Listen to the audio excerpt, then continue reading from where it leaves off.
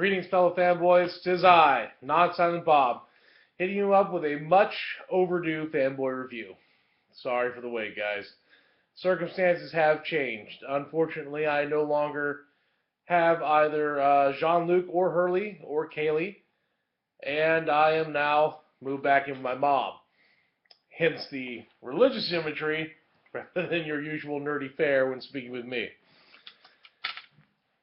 Today, some friends and I went to go see Thor 2, The Dark World. And I must tell you, what a ride. Every scene of the movie, pretty much, was action-packed and awesome. It involves the Dark Elf Malekith, played by our Ninth Doctor, Christopher Eccleston. Most of your actors from the first film returned, with the exception of Josh Dallas, because he was too busy being Prince Charming on Once Upon a Time to reprise his role. It's all right. It was still a lot of fun. We still had Idris Elba as Himdall. We still had Ray Stevenson as Volstagg the Voluminous. And I forget the young lady's name that played Sith, but same one. Renee Russo is back as Frigga. Anthony Hopkins back as Odin. Tom Hiddleston as Loki. Of course, Chris Hemsworth as Thor. And Natalie Portman as Jane. And Kat Dennings was back as her partner, and Stellan Skarsgård as Eric, the slightly off scientist. A very enjoyable movie.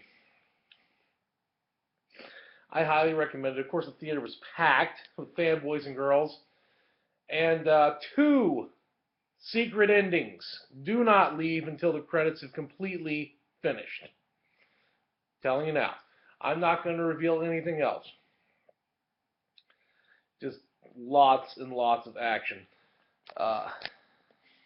When I go see a comic book movie, I ask for 3 insignificant things. I ask that the character live where they're supposed to, that they have the correct name, and they fight a villain from, say, comic book universe.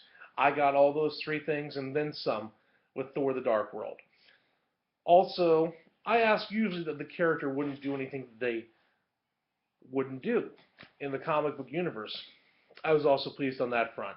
Special effects, high marks. Action sequences, very high marks. Story, also high marks. This was better than the first Thor movie. But something was strange to me. When did Asgardians start using lasers? That's my only beef. But it's a small one. In fact, it almost felt more like He-Man than Thor. This is the He-Man movie they were trying to make back in the 80s with Dolph Lundgren. Nah, not all the way. It was still very enjoyable, very wonderful entry into the new Marvel Cinematic Universe. This being 8th? Let's see, Iron Man, Incredible Hulk, Iron Man 2, Thor 1, Captain America, Avengers, Iron Man 3, Thor 2, the 8th film. Oh, of course, be on the lookout for the ever-present cameo by Stan the Man Lee. Not telling you where he is. And a very surprising Captain America cameo. Also won't tell you how. But I think you'll enjoy it. So, you keep watching them, I'll keep reviewing them. Fare thee well, live long and prosper, and nanu nanu. Good night, everybody.